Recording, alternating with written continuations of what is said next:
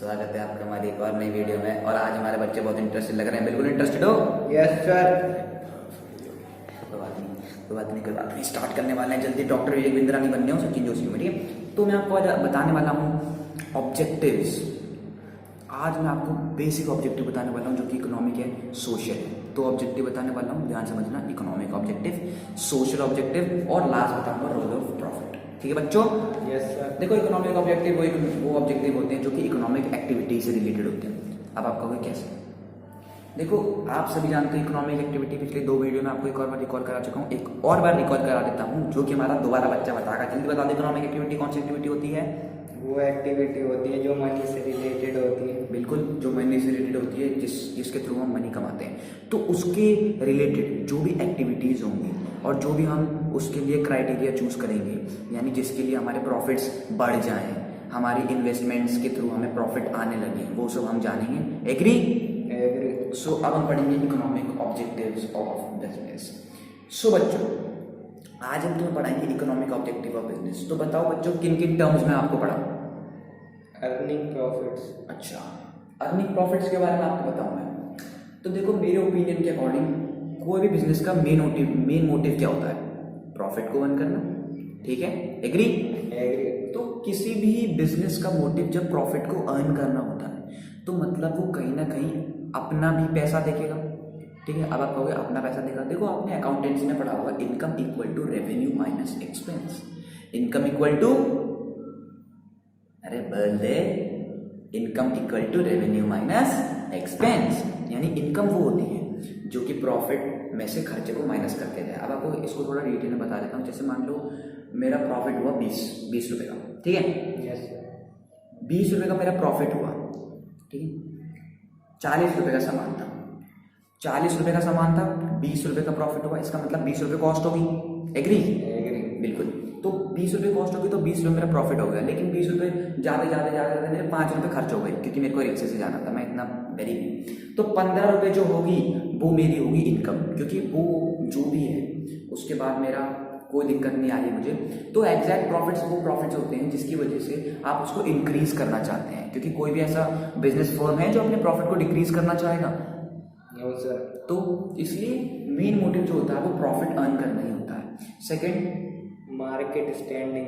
अब बताओ, अब आप हो इतने नीच, गद्दार, सब बोलते हैं चीटर है भाई, चीट करके टॉप मारता है, तो ये आपकी पोजीशन को डिस्क्राइब करता है। तो वैसे मार्केट स्टैंडिंग क्या होता है फर्म में? मार्केट स्टैंडिंग आपकी फाइनेंशियल पोजीशन को डिस्क्राइब करती है। नहीं समझिए? समझे ना? आपका एक शॉप है, ठीक है, आपके लोकेलिटी में, आपके लोकेलिटी में आपकी शॉप है। तो कितने कस्टमर आपके पास आते हैं, कितने कस्टमर आपके पास नहीं आते हैं, कितने कस्टमर बोलते हैं आपका फर्म अच्छा नहीं है, कितने कस्टमर आपके अलावा आपके सामने वाली फर्म को ऑप्ट करते हैं, चूज करते हैं। सो ये बताता है आपकी मार्केट स्टैंडिंग के अकॉर्डिंग। एग्री? एग्री। कोई भी डाउट इसके अकॉर्डिंग? No sir. ये थोड़ा नया टॉपिक है तो आराम से समझिएगा। थर्ड बता दो बच्चों, किसके टर्म से बताऊं? इनोवेशन। अब देखो, इनोवेशन क्या होता है? आपने बहुत बार इनोवेशन सुना होगा। इनोवेशन मतलब होता है नई चीजें। देखो, अगर मैं अपने फर्म में नए नए यूनिक मेथड्स अप्लाई करूंगा, नए नए गुड्स और सर्विसेज को प्रोड्यूस करूंगा, मतलब कहीं से लाऊंगा और अपने फर्म में रखूंगा, तो मेरे ऑफ कोर्स ये बात है कस्टमर्स टेस्ट और प्रेफरेंस के अकॉर्डिंग मेरे फर्म में अट्रैक्ट होंगे। यानी जो भी अभी फैशन चल रहा होगा मैं ट्रेंड देखूंगा। फॉर एग्जांपल अभी ट्रेंड चल रहा है क्लोथ्स का, यानी मैं जल्दी से फैब्रिक्स, जो भी मेरी गारमेंट्स की दुकान है उसको जल्दी से कपड़े डालूंगा और एकदम फैशन के हिसाब से, तो कस्टमर मेरे ज़्यादा अट्रैक्ट होंगे। एग्री?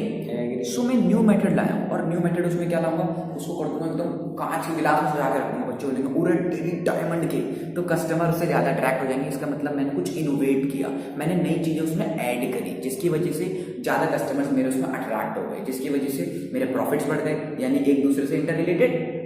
एग्री? ओके, अगला टर्म्स बता दो, इसमें आपको डिस्क्राइब करूँ मैं। Optimum utilisation of physical and financial. अब देखो, ऑप्टिमम यूटिलाइजेशन क्या होता है? देखो, कोई भी, जैसे मैं आपको एग्जांपल देता हूँ, अभी आप क्या कर रहे हो, मेरी वीडियो देख के आप अपना टाइम वेस्ट कर रहे हो, यूटिलाइज कर रहे हो। अभी आप इसके जगह गेम खेलते तो आपका टाइम वेस्ट होता है या फिर यूटिलाइज होता। सो बेसिकली आप मेरे वीडियोस देख के कुछ समझ रहे हो, यानी आपका टाइम यूटिलाइज कर रहे हो। वैसे ही फर्म में होता है, फर्म में फिजिकल रिसोर्सेज होते हैं, उसको यूटिलाइज करके, यानी उसके अंदर कुछ चेंजेस करके, उसे यूटिलाइज करके जब हम बेचते हैं तो मान लो अगर वो प्रोडक्ट 20 का है और उसका प्रॉफिट मेरे को 2 रुपये मिलना चाहिए था, यानी मैं उसको 22 में बेचूं, लेकिन मुझसे 25 में बेच पाऊंगा क्योंकि अब मैंने उसमें कुछ यूटिलाइजेशन कर दी, मैंने उसको फिजिकल रिसोर्स या फिर उसको सिंपल एग्जाम्पल में समझो, प्रोडक्ट आया, ठीक है, उसको मैंने अच्छे से कुछ डेकोरेशन कर दिया, उसको बेच दिया, यानी उसका जो प्रॉफिट है वो मेरे को थोड़ा एक्स्ट्रा मिल गया। Yes sir. Okay, agree? तो उसको थोड़ा और डिटेल में समझ लेते हैं, आपको नया टॉपिक है तो सिंपल सी बात है, प्रोडक्ट आया मैंने बेच दिया, इतना समझ लो, प्रोडक्ट आया मेरे फर्म में मैंने उसे बेच दिया, यानी किसी भी फिजिकल रिसोर्स को मैंने यूटिलाइज करा किस हिसाब से, उसको बेच कर, ठीक है। आगे हम बहुत सारी चीजें पढ़ने वाले हैं, बहुत मजा आने वाला है, एग्री?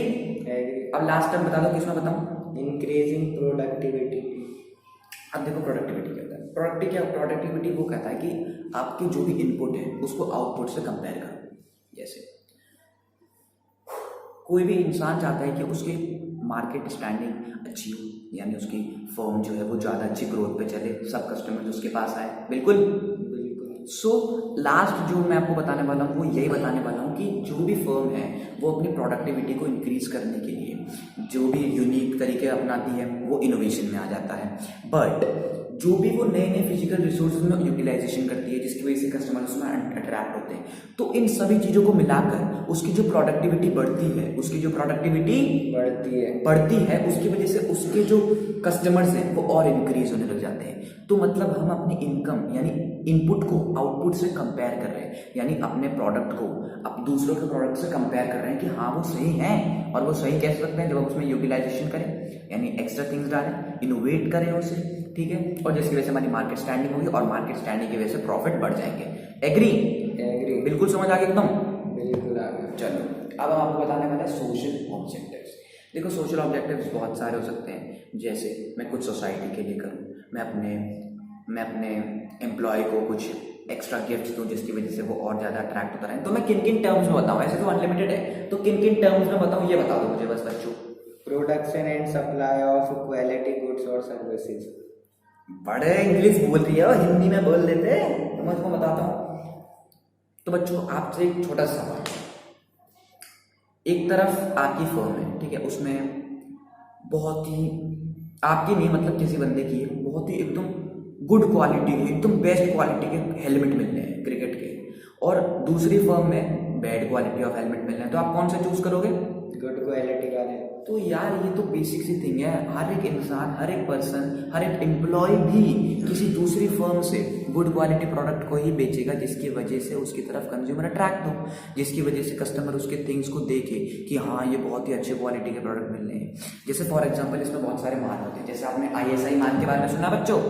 यस सर सुना। वाह, ISI मार्क के बारे में सुन लिया तुमने। सो मतलब किसी भी प्रोडक्ट के बाद उसका मार्क लगा होता है जिसकी वजह से, जैसे FPO मार्क, ISI मार्क, उसकी वजह से उसकी क्वालिटी का हम अंदाजा लगा सकते हैं, तो यही गुड क्वालिटी प्रोडक्ट के अंदर इंक्लूड हो जाता है। Agree?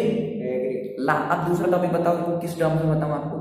Evidence of anti social and unfair trade practices. देखो अगर मैं मार्केटिंग करूंगा तो ऑफकोर्स ये बात है कस्टमर मेरे पर अट्रैक्ट होंगे, बट अगर मैं ब्लैक मार्केटिंग करूंगा तो आपको ब्लैक मार्केटिंग ये क्या बोल दिया?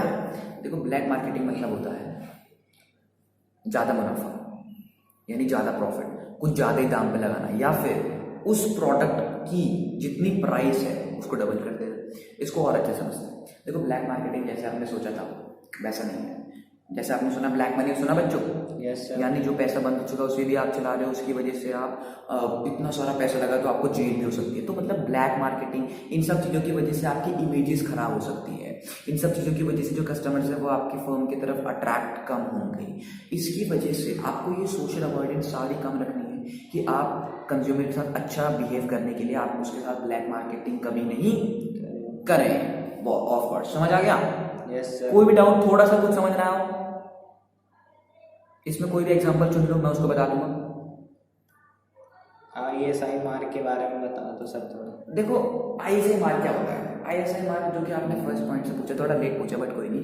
देखो ISI मार्क क्या होता है, वो एक क्वालिटी को प्रिस्क्राइब करता है। अब आपको क्वालिटी, अच्छा मैं आपको एक चीज बताऊंगा, मान लो आप एक शेयर होल्डर हो, ठीक है? Yes sir. तो अगर मैं आपको कहूँ कि येस बैंक में शेयर लगाओ और एक तरफ टाटा स्टील कंपनी में शेयर लगाओ, तो आप किस में शेयर लगाओगे?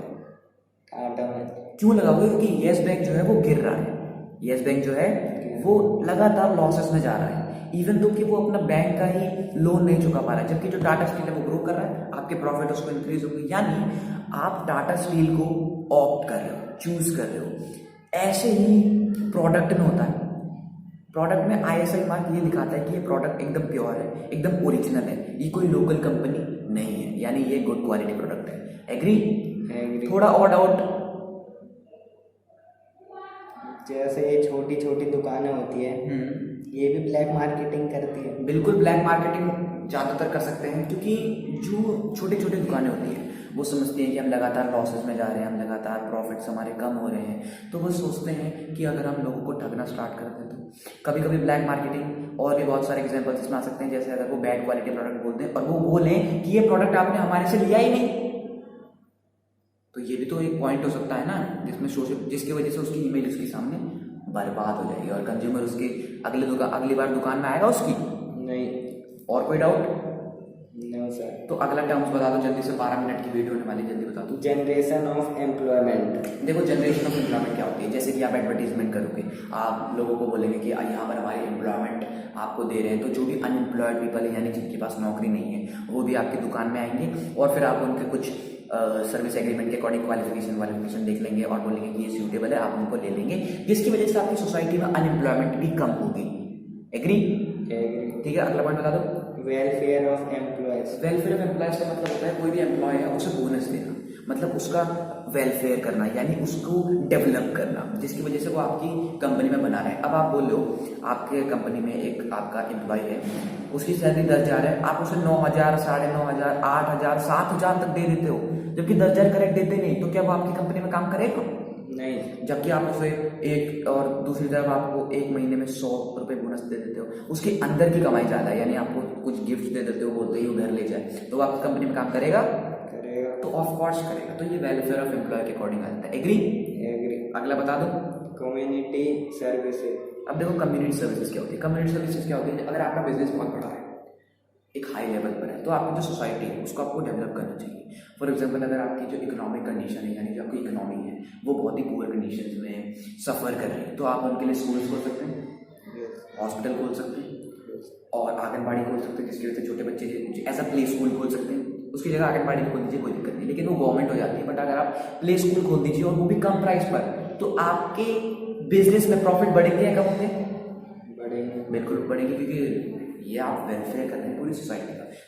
कहीं ना कहीं आप एम्प्लॉय का भी वेलफेयर कर रहे हैं, कहीं ना कहीं आप सोसाइटी का भी वेलफेयर कर रहे हैं। देखो वीडियो बहुत लंबी हो चुकी है, रोल ऑफ प्रॉफिट मेरे को लगता है अगले टॉपिक में समझाना हो। क्या बताओ बच्चों, आइए समझा दूं? No sir. अगले टॉपिक में वीडियो लंबी होती है। अरे वाईफाई थोड़ी लगा रखा है तुमने, ठीक है। तो ये सब आपको समझ आ गया होगा बच्चों, कोई भी डाउट जल्दी से पूछ लो। No sir. पक्की बात है?